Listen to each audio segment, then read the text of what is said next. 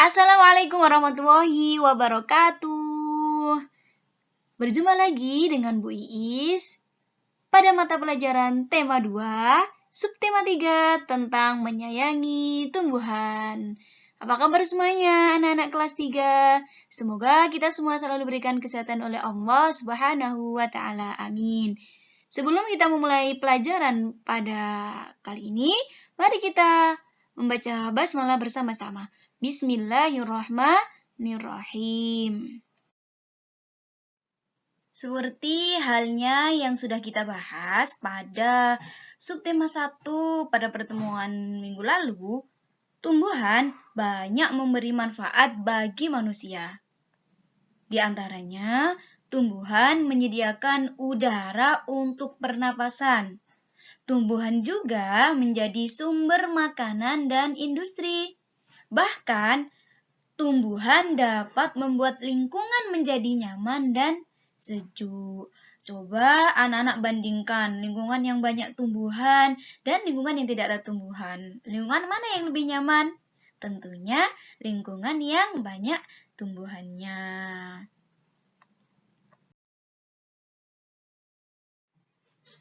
Karena memiliki banyak manfaat itulah kita harus menyayangi tumbuhan. Lantas, bagaimana cara menyayangi tumbuhan? Ya, jadi cara untuk menyayangi tumbuhan yaitu dengan cara dirawat dengan baik. Bagaimana sih cara merawat tumbuhan yang baik? Oke, anak-anak perhatikan caranya berikut ini. Yang pertama adalah dengan penyiraman. Air merupakan salah satu unsur yang dibutuhkan oleh seluruh makhluk hidup di bumi, termasuk tumbuhan. Jika kekurangan air, tentu tumbuhan akan layu, bahkan mati. Oleh karena itu, kita harus menyiram tumbuhan secara teratur. Dan sebaiknya menyiram tumbuhan itu saat pagi atau sore hari. Kemudian, cara yang kedua adalah pemupukan. Pupuk diperlukan tumbuhan agar dapat tumbuh dengan subur. Jadi, semua tumbuhan itu memerlukan pupuk. Tapi, tidak setiap jenis tumbuhan kebutuhan pupuknya itu sama. Semuanya berbeda-beda. Tetap harus memperhatikan dosis dalam pemberian pupuk. Kemudian yang ketiga, pemangkasan.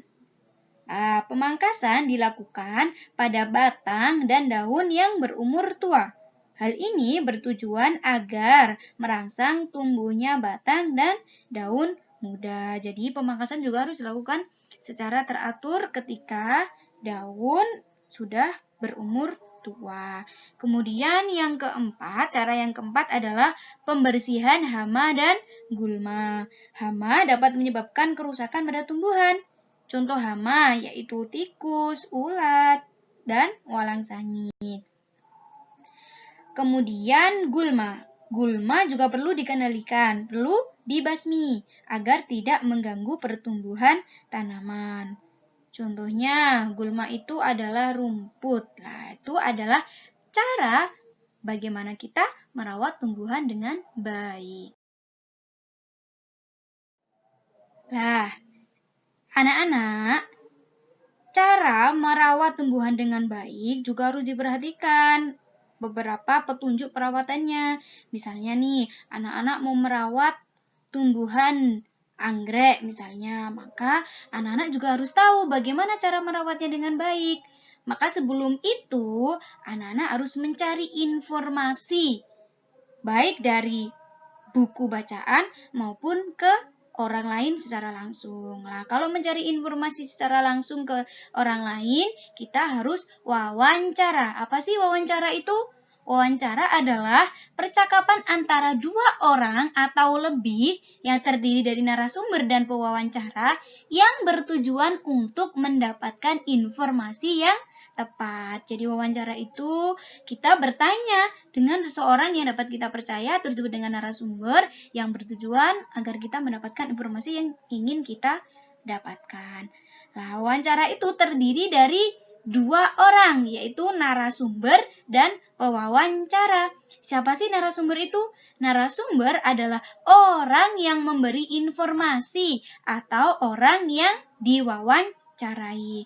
Kemudian kalau pewawancara adalah orang yang mencari informasi atau orang yang mewawancarai. Tapi ada beberapa langkah-langkah sebelum melakukan wawancara. Jadi sebelum kita melakukan wawancara, ada beberapa yang harus diperhatikan. Yang pertama yaitu menentukan narasumber. Nah, narasumber ini tadi adalah orang yang kita wawancarai, siapa yang akan kita tanya. Nah, kemudian yang kedua, memilih jenis tumbuhan yang ingin diketahui cara menanam dan merawatnya. Misal kita memilih dulu anggrek. Nah, kita tentukan dulu tanaman apa, misalnya anggrek gitu ya.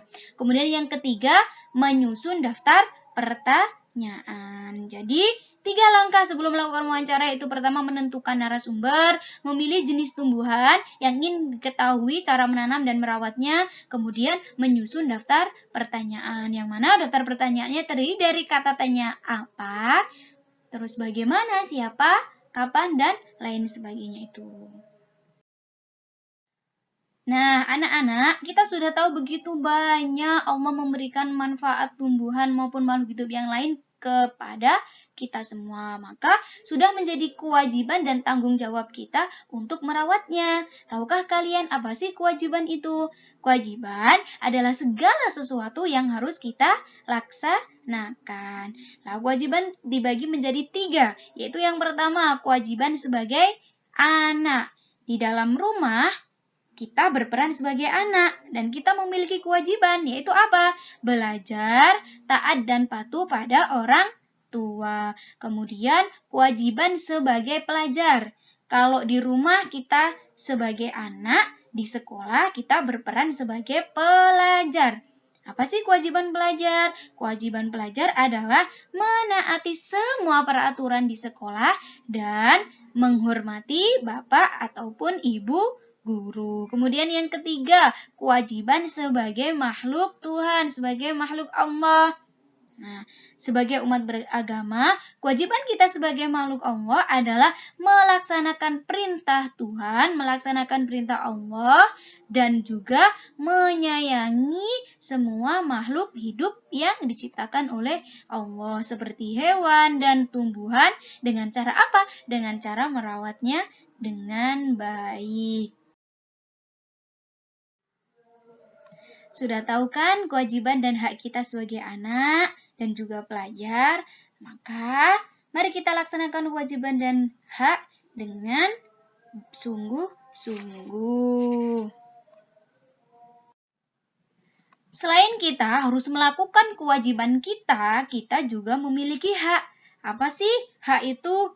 Hak adalah sesuatu yang seharusnya kita terima. Kalau kewajiban adalah sesuatu yang harus kita lakukan, maka hak adalah sesuatu yang seharusnya kita terima. Contoh hak itu sendiri adalah mendapatkan kasih sayang dari orang tua, mendapatkan pendidikan yang layak, yaitu dengan sekolah, kemudian mendapatkan makanan dan minuman, dan juga mendapatkan hiburan dan informasi.